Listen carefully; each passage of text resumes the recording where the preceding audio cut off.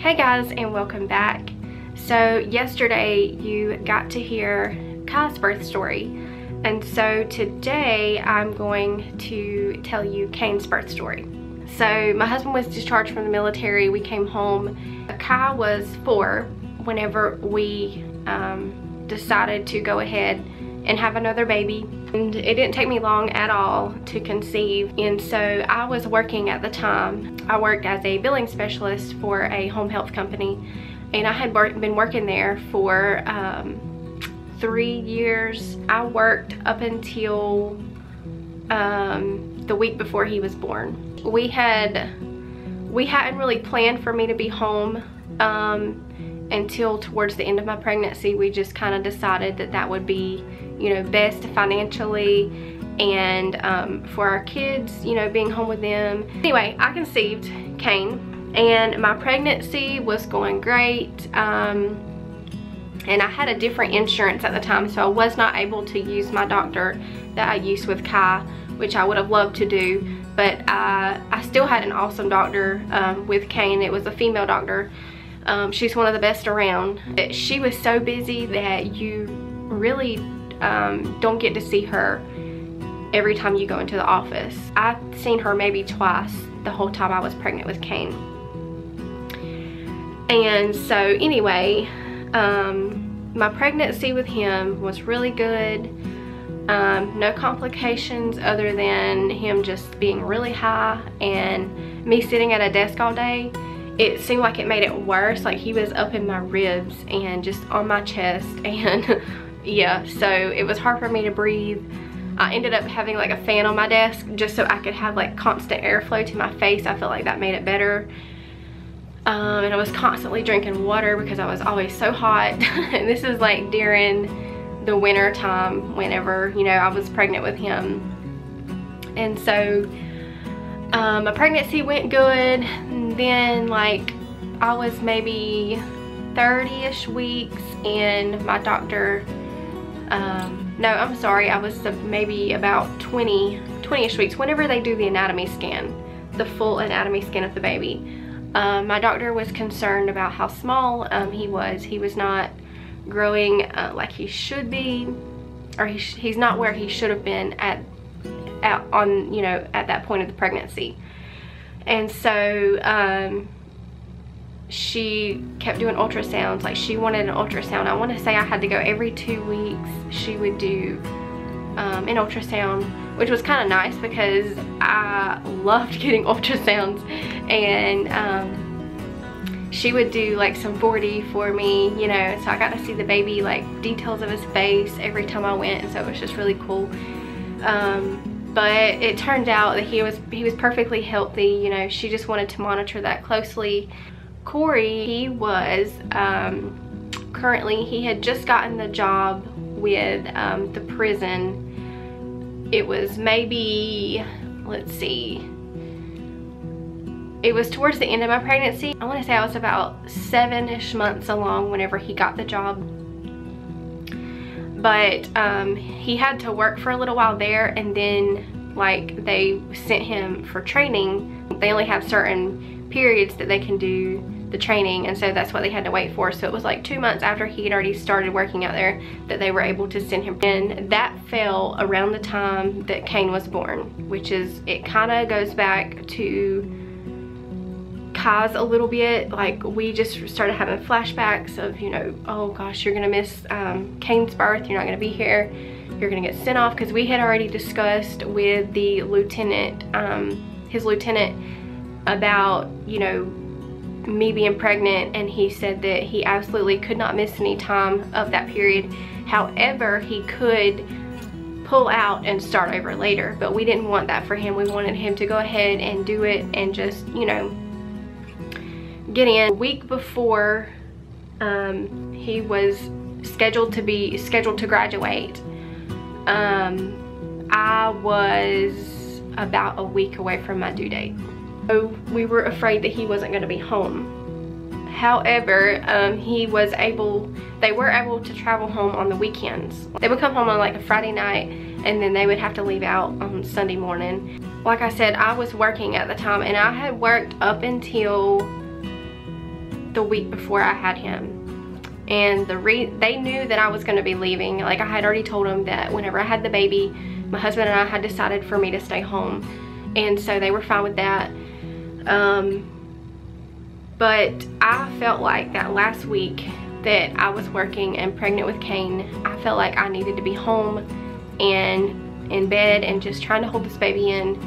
And I had already, you know, dilated a couple of centimeters, and he was low, and it was just, you know, one of the things that he could come at any moment, and I didn't know when. And so I had actually decided to go ahead and quit my job and stay home that last week of my pregnancy, just to kind of try to hold the baby and in hopes that Corey would be there for the birth. It was Friday night, he came home, and I had been praying so hard. I was like, God, you know, he missed Kai's birth. This is really important to me. And, you know, I would just really like it if he could be there. Like, that was so important to me. And so I prayed and I stayed in faith. Like, you have to stay in faith. And so that's what I did. And so, really amazing. We went to bed that Friday, and Saturday morning I woke up and I felt the very familiar cramps that I had with Kai. But I didn't want to wake Corey up. We were in bed asleep at the time, and it was like at 5 a.m. I woke up. And I woke up having these pains, and I didn't want to wake Corey up, not knowing if this was like real labor, because, you know, sometimes it can be false. It can come and go, because I had been having that, you know, previously.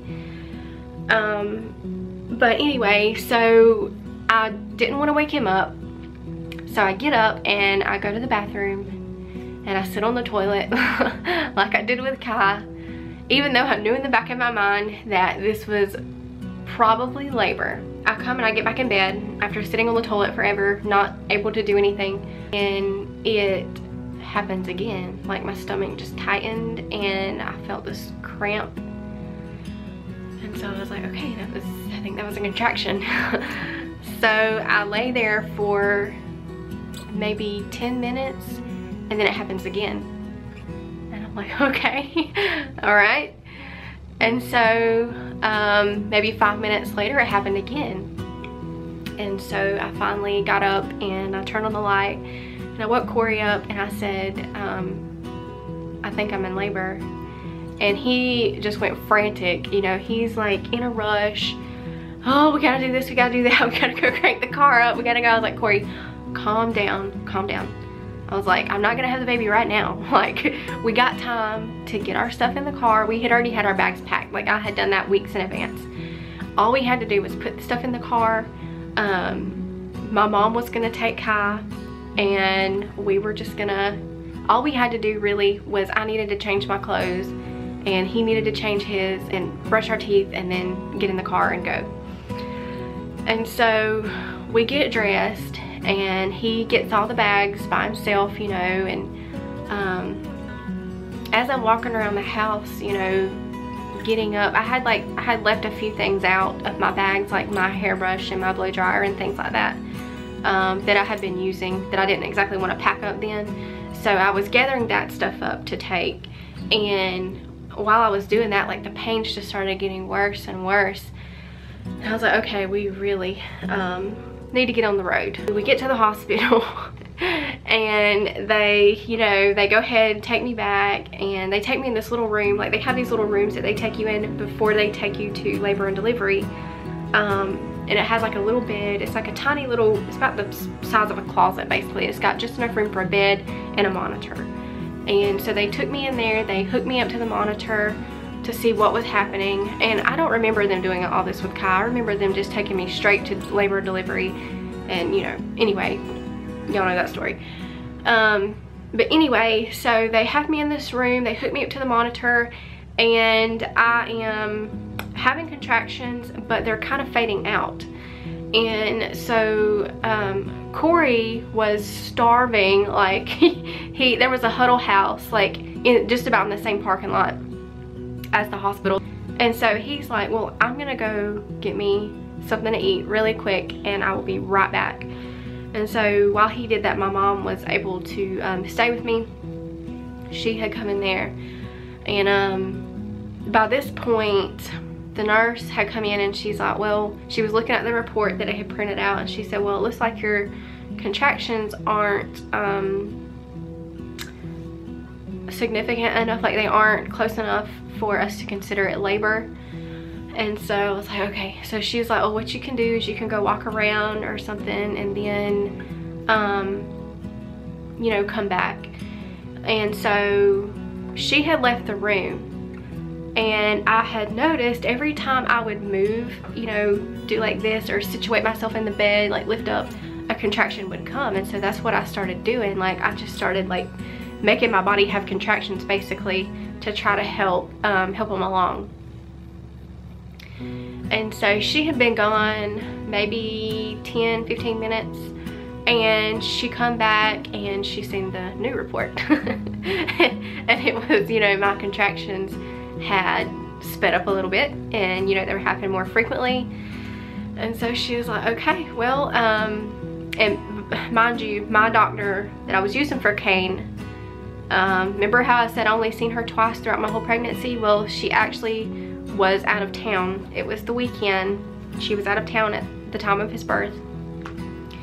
And so I ended up having to use another doctor that's not normally there. He come in and he checked me, and I kind of feel like I wasn't, because you have to be at 3 centimeters for them to, or maybe 4, something like that, for them to really consider you in labor. Anyway, but the nurse had seen my contractions, they were coming, and so that doctor come in, he checked me, and just by the look on his face, like, I don't think that I was at least 3 centimeters, because he whispered something to the nurse. He did something in there, and I think he might have kind of stretched me to a 3 or a 4. And after he did that, he's like, okay, take her to labor and delivery. And so my mom called Corey after that, and she was like, hey, they're taking her to labor and delivery. They're gonna go ahead and admit her.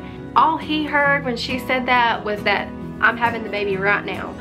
And so he only ate half of his breakfast. He left it all sitting there and comes running, you know, into the room, and he's, you know, in a panic, and we're like, calm down, they're just admitting me. And I guess, you know, he didn't really know what the word admitting meant. And so they took me to the room, and he was with me the whole time. I got in the bed, and they went ahead and hooked my IVs up, which that lady that did my IVs with Kane, it took her forever. She ended up having my whole arm right there just bruised from trying to get my IV in. And so whenever they get me in there and get all that hooked up, I go ahead and ask, when's my epidural coming? Because I knew with Kai, I waited too late. I wanted to go ahead and get it as soon as I could. And she's like, oh, he'll be here in about 30 minutes. We are sitting there playing the waiting game basically, and Corey was really good, you know, anything that I needed, you know, and he was, you know, helping me work through my contractions. And whenever I had Kane, we had already decided that we didn't want anyone else in the room except Corey, just because he had missed Kai's birth, and we just wanted it to be, you know, just more me and him, so that he could just soak up that moment. It was maybe about 30 minutes. They come in for my epidural. The nurse kept telling me to lay flat on my back, that the epidural works by gravity. And so I was doing what she said, you know, lay on my back, and like the only place it was working was in my stomach area in my back. Like, it was not working waist down, which is where I really needed it to work. And so I told her, you know, I can't feel the epidural, you know, waist down. I can feel it in my stomach, but not. And she's like, oh, that's normal. You have to be able to feel to push. And so that made sense, you know, in my mind. Okay, But I just know with Kai, I felt it, stomach, waist, everything, like I was numb, completely numb. And I was still able to push, but they were telling me this go around that I needed to be able to feel down there to be able to push. The nurses were kind of in and out, you know, checking the monitor. I was laying there and I kind of felt like I was gonna pass out at first, and then like it got better for a minute. I'm like, okay. Well, it kept doing it, and the last time that I did it, like everything just started like going black, like I was going out. And so about that time, the nurse had come in. They were doing stuff at the machine, and I had noticed that on the heart machine, the baby's heart machine, that his rate was dropping also. While I was having these episodes, his heart rate was dropping. And so anyway, they come in, they're over at the machine, they're chatting, and the nurse looks over me. I guess she could maybe see it on my face, and she says, "Honey, are you lightheaded?"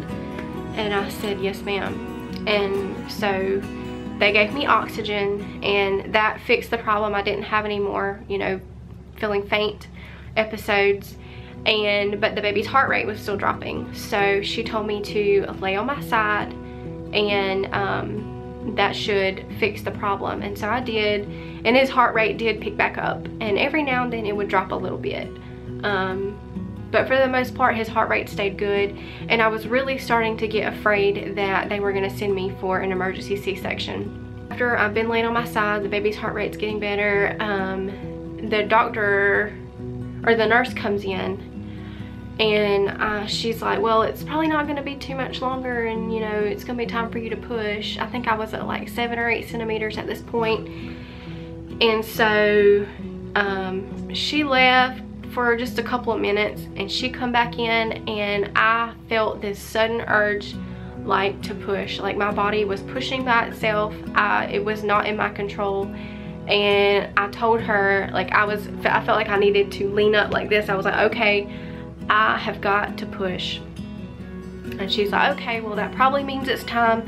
So she dropped the table, she went and put my legs up in the stirrups, she called the doctor, and he come in there, and they had already had the little table prepped. And so Corey's there by this point. You know, he's really quiet. I think he was nervous, but he was just really quiet and just intently watching everything. And so the doctor comes in, he checks me, he's like, "Oh yeah, she's 10, let's go ahead and do this." And so the baby nurse, not the OB nurse, but the baby nurse, like from the nursery, she comes in, and her name was Tanya. I really like her too. She was a really good nurse, and she was kind of coaching me through pushing and breathing, and you know, and she kept pushing me to do it, because whenever I started pushing, like the pain was so intense down there. Like I said, my epidural was working through my stomach, but was not working where I really wanted it to work, which is waist down. And so I'm looking at Corey, you know, and I'm like, I can't do this, I cannot do this. And he's like, yes you can, you've got to do this. And the nurse is like, just take a breather and then try it again, you've got to push this baby out. And so I pushed a few more times, and he started coming out, but every time I would stop pushing, he would go back in. And that happened about 3 or 4 times, and finally I got fed up. I don't know if like I just got really tired of going through it, and I got this big sense of determination, and I just started pushing with all my might, no matter how much it hurt. And it took maybe 2 of those, and he was out. His head was not cone shaped, it was this perfectly little round head, and he looked just like Kai. And surprisingly, I did not cry with him. I still felt all the emotions that I felt with Kai, but for some reason I didn't feel like I needed to cry with him.